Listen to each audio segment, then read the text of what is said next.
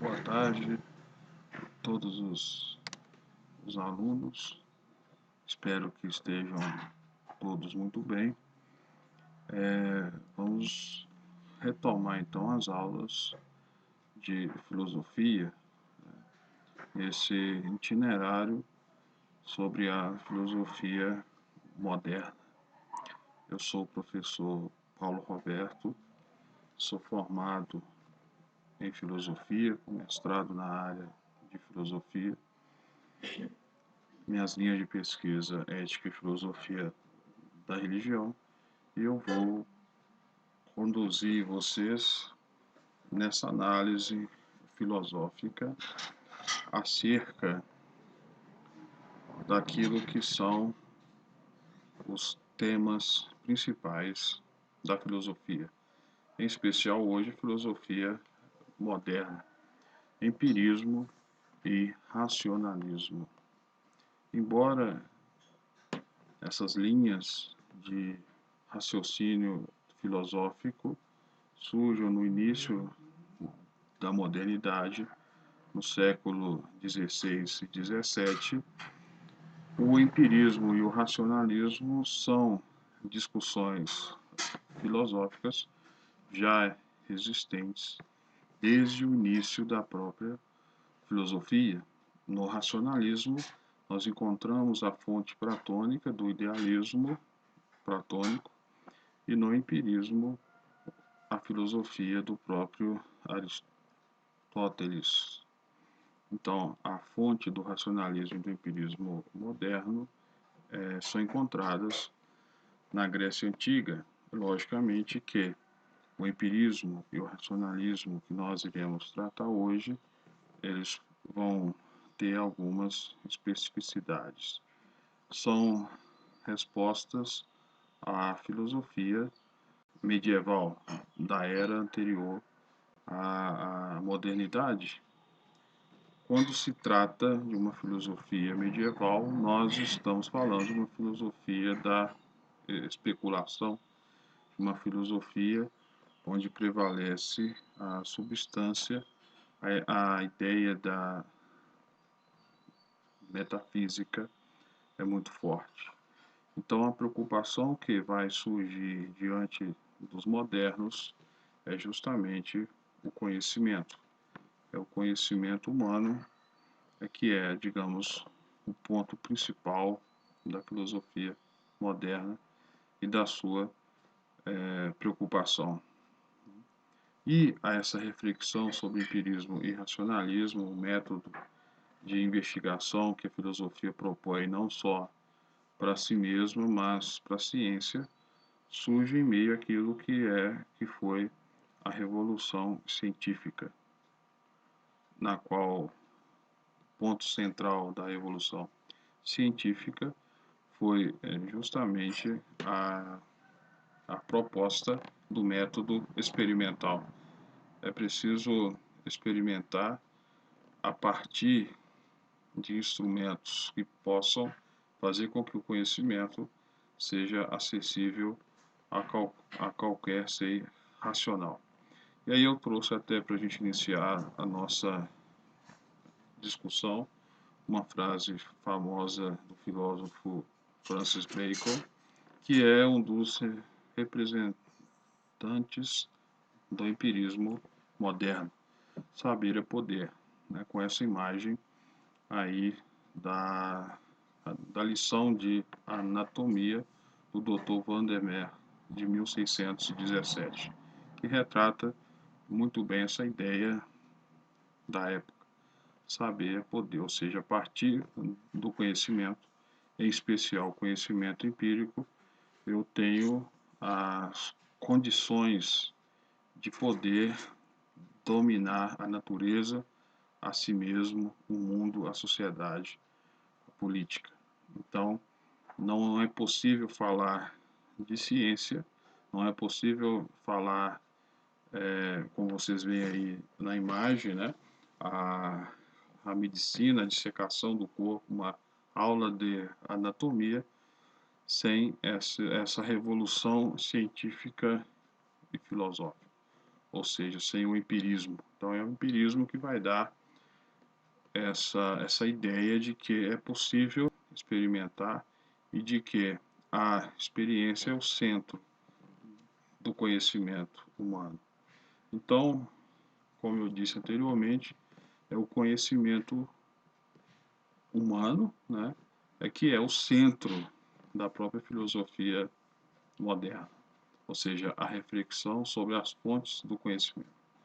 O que é o conhecimento? O conhecimento é aquilo que você aprende, aquilo que você ensina enquanto teoria, enquanto ensinamentos, que nós aprendemos nos livros, nos filmes, nas reflexões, nas experiências, nos sonhos, né? A gente aí ligando até a filosofia, a psicanálise de Freud, né? O sonho ele é revelador sobre nós mesmos e sobre a própria realidade, a linguagem, os sentimentos que nós experimentamos. Então, isso tudo é o conhecimento. Então, o conhecimento ele se dá a partir daquilo que nós aprendemos diante de livros, né, de um conhecimento já estruturado, mas também de filme, de reflexões que nós fazemos nas experiências do dia a dia.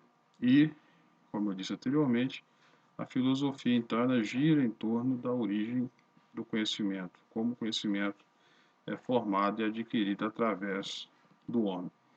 Então, a preocupação que vai surgir entre os modernos é justamente sobre a origem, a fonte do conhecimento. E a partir daí, nós precisamos também entender essa imagem, inclusive, ela é muito comum em avaliações, que é a diferença entre conhecimento e senso comum, conhecimento e sabedoria. Então, como vocês veem aí a imagem, você tem uma ideia, né, um pensamento meio que confuso, embaralhado, na qual é comum, ou seja, o que é o senso comum?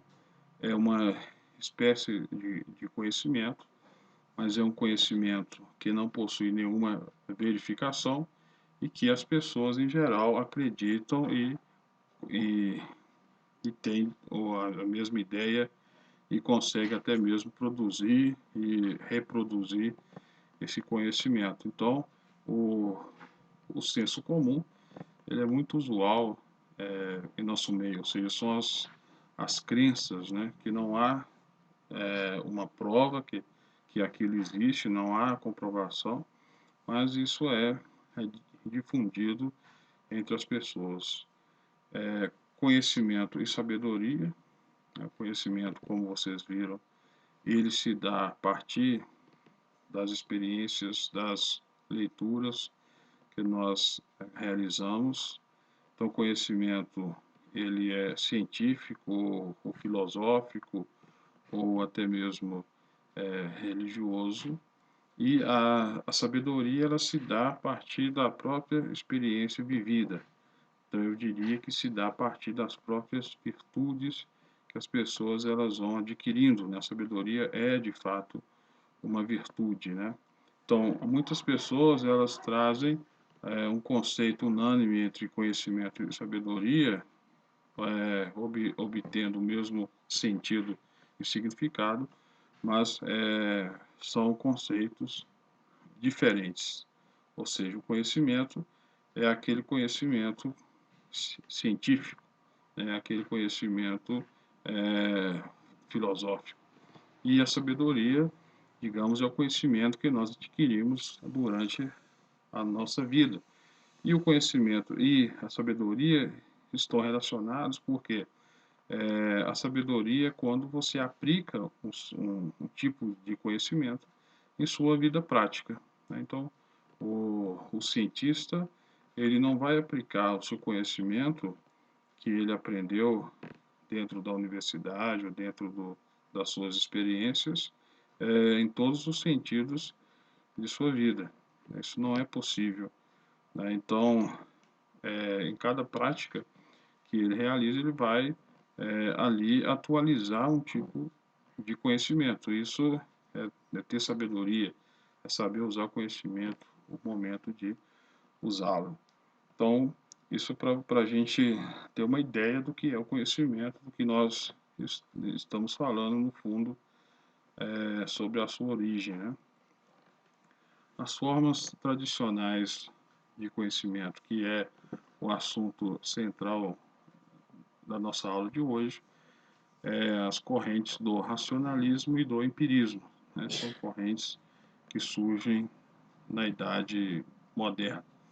E vocês veem duas imagens, né? Uma imagem representando o racionalismo, quer dizer, o cérebro, iluminado a partir daquilo que é a mente humana. Então, o racionalismo hoje se converte naquilo que se chama de mentalismo ou conhecimento subjetivo. Ou seja, apesar de nós sabermos a partir da própria neurociência que a consciência se dá a partir da interconexão entre neurônios, acredita-se que a mente humana ela é algo à parte, embora ela surja do cérebro. Então isso se dá como sendo as consequências, né, do racionalismo moderno hoje. E por outro lado, o empirismo representado aí a partir dos nossos sentidos, a visão, a audição, paladar, olfato e tato. Ou seja, daí vocês já têm uma ideia geral do que é o racionalismo e do que é o empirismo. O racionalismo se dá a partir, acredita-se, né, que o conhecimento se dá a partir da mente humana, né, a partir da razão. E o empirismo admite-se que o conhecimento só é possível a partir dos sentidos. Claramente que um não exclui o outro, né? O empirismo, ele, ele só é efetivo se houver a razão, mas o ponto central não é a razão, não é a razão a fonte do conhecimento, mas a experiência. Da mesma forma, o racionalismo, ela não exclui o empirismo, não exclui a experiência, mas a experiência é como que uma confirmação das ideias já presentes na razão, né, na qual eu consigo experimentar as coisas que estão ao meu redor. Então, o empirismo defende a tese de que a experiência é a única fonte segura de conhecimento e que ela é anterior à própria formação da razão ou da mente, aquilo que nós falamos anteriormente. Quer dizer, e aí é preciso entender o conceito de razão. Razão como aquela estrutura de causa e efeito, ou seja, os mesmos efeitos são gerados a partir de causas idênticas, e isso ocorre de uma maneira a priori, ou seja, de uma forma anterior à experiência, né? Já o empirismo acredita o contrário. Para o empirismo, a experiência é que vai formar a razão como sendo o hábito da própria experiência. Como nós falamos, para os empiristas, as ideias humanas são provenientes dos sentidos. É possível afirmar, então, que o empirismo é uma corrente que pretende afirmar que todo conhecimento derive imediatamente do que é dado através da experiência. Ou seja, o conhecimento ele se dá a partir da experiência de forma exclusiva. E o empirismo, como eu falei anteriormente, né, no início da nossa aula, ela é também uma corrente que rebate a filosofia medieval. Então, por isso ela é contra a metafísica, né? Ela é contra a ideia de substância. O que é a substância, né? Para o empirista, não existe a substância homem universal, mas existe o homem na sua presença singular. E a partir da experiência que eu tenho do homem, eu posso criar uma ideia geral do que é o homem, mas essa ideia geral ela não existe. O empirismo também é contra o mentalismo, que eu falei anteriormente, isso é mais uma concepção atual, né? E, como disse, as especulações das ideias medievais, especialmente a ideia de Deus, de alma e de mundo. Quer dizer, eu não consigo provar. Então, o empirismo, de certa forma, é capaz de levar aquilo que se chama de ceticismo, né? Ou seja, a negação do conhecimento de ideias abstratas e de que essas ideias elas existem efetivamente. Eu trouxe uma frase para a gente ver de Stuart Mill, que também nos dá uma noção melhor do que é o empirismo. Os pontos, as linhas, os círculos que cada um tem no espírito são simples cópias dos pontos, linhas e círculos que conheceu na experiência. Aí, de certo modo, essa frase de Stuart Mill, ela rebate o próprio racionalismo de Cartésio, né, de René Descartes, como nós vamos ver daqui a pouco. Para Descartes, a matemática é um conhecimento intuitivo, racional, que eu não preciso da experiência para chegar a conhecer as leis da matemática. Ou seja, o triângulo, né, o círculo, os pontos eu já conheço de uma maneira inata na minha mente. Eu já nasci com essas ideias, né? E Mill aqui nos mostra que não, que até mesmo a matemática ela se dá a partir da experiência. Os principais filósofos empiristas, né, Francis Bacon, John Locke, David Hume, são os três maiores empiristas do período moderno. Cada um deles, na ordem cronológica, Bacon, Locke e Hume, vai expressar o empirismo, as ideias empiristas, de maneiras diversas, mais profundas, quer dizer, a ponto de Hume afirmar que eu não posso provar de uma maneira sistemática, digamos assim, que o Sol vai nascer amanhã. Quer dizer, a ideia de que o Sol vai nascer, que amanhã haverá dia, é um hábito do conhecimento que se dá a partir da experiência. Então, Hume praticamente vai beirar o ceticismo, né? John Locke ele diverge afirmando sobre as ideias simples e as ideias complexas, né? Ou seja, as sensibilidades. Né? E Bacon foi aquele autor da frase anterior, ele é que inaugura, digamos assim, a compreensão empirista do conhecimento científico. Todo raciocínio experimental pelo qual do presente se conclui o futuro, a água ferve amanhã fará dia, etc., repousa nesse princípio da causalidade. De onde vem esse princípio? A qual impressão corresponde essa ideia? Né? Então, essa frase aí, filosófica, é do filósofo David Hume. Qual que é a prova, né, que eu tenho que a água vai ferver amanhã, a não ser a experiência? Então, esse princípio não vem, né, para Hume de uma ideia inata, mas ela provém da experiência e de uma vontade humana de conhecer. Hume, então, ele une aquilo que são as sensações, né, que eu possuo a partir da experiência e também da própria vontade humana, intuitiva de conhecer. A outra corrente é o racionalismo.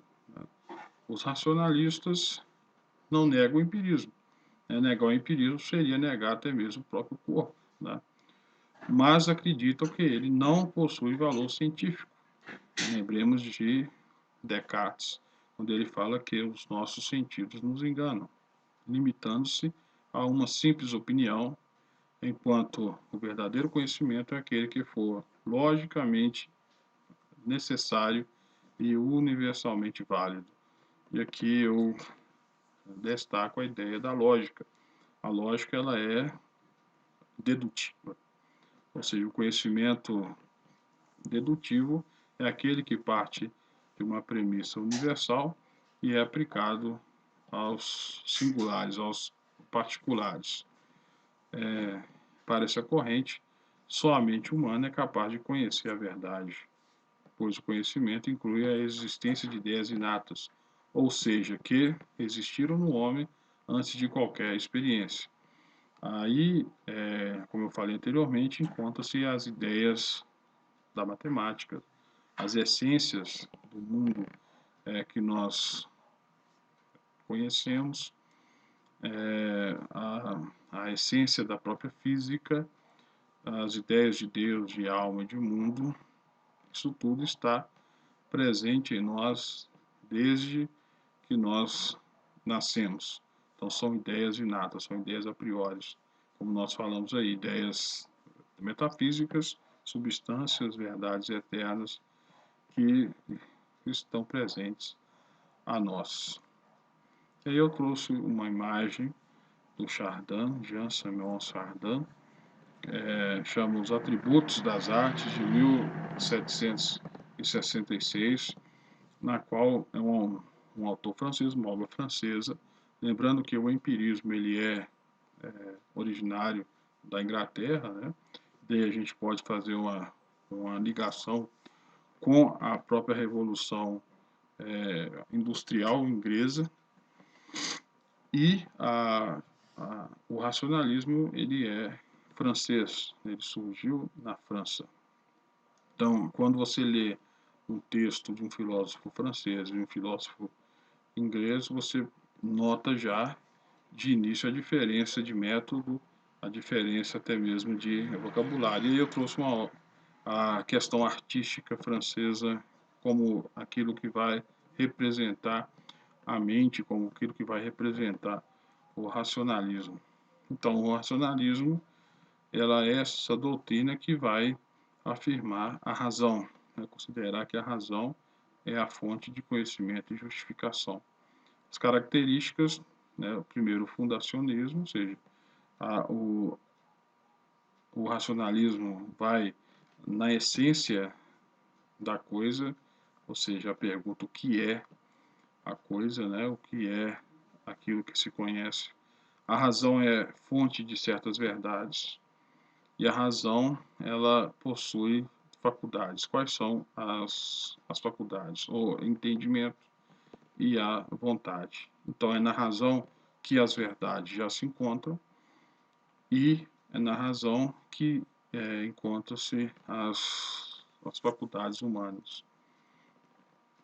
E aí, então, o racionalismo de René Descartes, como nós falávamos anteriormente, aquela frase famosa, né? Se duvido eu existo, se eu penso, logo existo.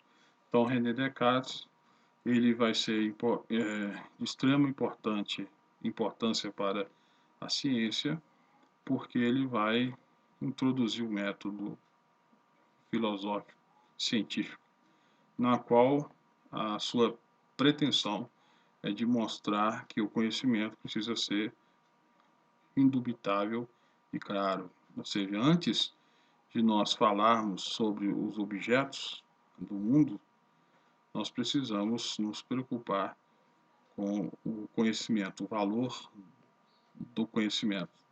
E, para isso, ele vai partir da dúvida. Então, a dúvida é o método no qual vamos poder verificar o valor do conhecimento, duvidar de tudo que já foi produzido em termos de conhecimento e duvidar de todas as coisas que eu conheço, para ver de fato se o conhecimento é verdadeiro ou não. Só que eu não posso duvidar que eu existo, porque para que eu possa ter a dúvida, é preciso que eu exista. E se eu duvido, é porque eu penso. Se eu penso, logo eu existo. Ou seja, a razão ela é a evidência, ela é a fonte de todas as verdades do eu. é da razão do cogito, né? O pensamento presente na razão é que eu consigo ter a certeza da existência do mundo. Afinal, o que conhecemos? Os objetos que experimentamos pelos sentidos ou a representação mental que fazemos desses objetos. Então, qual é o conhecimento real, verdadeiro? É dos objetos, da experiência ou da essência desses objetos presentes em nossa mente? Como Descartes afirma, os sentidos enganam. A mente não, a mente ela nos traz aquilo que de fato é a certeza, porque segue o método matemático. Para Descartes, a matemática não precisa da experiência. A matemática ela é inata e ele quer que a filosofia e as ciências elas venham a ter essa mesma clareza que tem a matemática. Por isso mesmo, o conhecimento para Descartes se funda no cogito, no penso, no pensamento. E para se chegar à verdade do cogito, à certeza do cogito, e a partir daí fundar as verdades da razão, eu utilizo simplesmente a razão, eu não utilizo a experiência. E aí uma discussão para a gente fechar, entre o empirismo e o intelectualismo. Quando se fala em razão, nós, como eu disse anteriormente, não podemos negar que a razão está presente no empirismo, mais forte ainda no intelectualismo. Então, a discussão, na verdade, não seria entre o intelectualismo e o empirismo em si, né, como foi apresentado, né, a razão e o empirismo, mas entre o empirismo e o intelectualismo. Ou seja, a filosofia moderna chega a questionar a ciência, né, chega a questionar a objetividade do seu conhecimento.